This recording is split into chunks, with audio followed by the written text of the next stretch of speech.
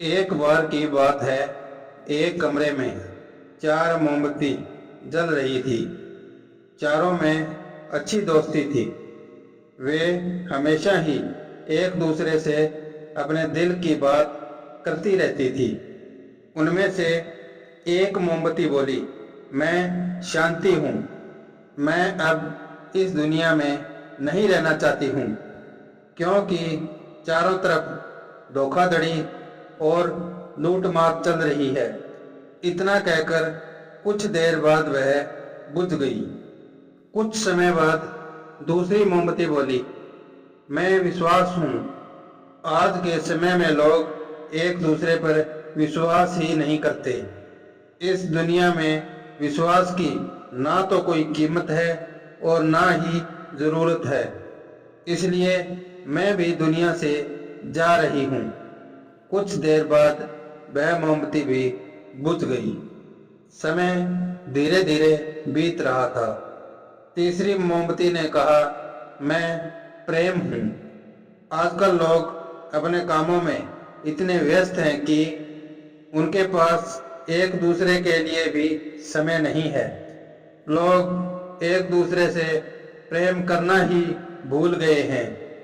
इसलिए मैं भी इस दुनिया से जा रही हूँ। यह कहकर वह भी बुझ गई। तीनों मोमबत्ती बुझ चुकी थी, लेकिन चौथी मोमबत्ती अभी भी जल रही थी। तभी एक व्यक्ति कमरे में दाखिल हुआ। उसने चौथी मोमबत्ती से पूछा, ये तीनों मोमबत्ती कैसे बुझ गई? उसने सब कुछ बता दिया। उस व्यक्ति ने फिर से पूछा, तुम क्यों जल रही हो? उस मोमबत्ती ने मुस्कुराते हुए कहा, मैं आशा हूं। मैं आखिर तक जलूंगी। इतना ही नहीं, मैं इन तीनों को भी आशा के बल पर फिर से जला दूंगी। दोस्तों, जब आपका बुरा वक्त आए, आपको अपने भी पराये लगने लगे, ऐसी परिस्थिति में हार मत मानना। अपने अंदर आशा की किरण को जगाए रखना, क्योंकि इसमें वक्त को बदलने की ताकत है।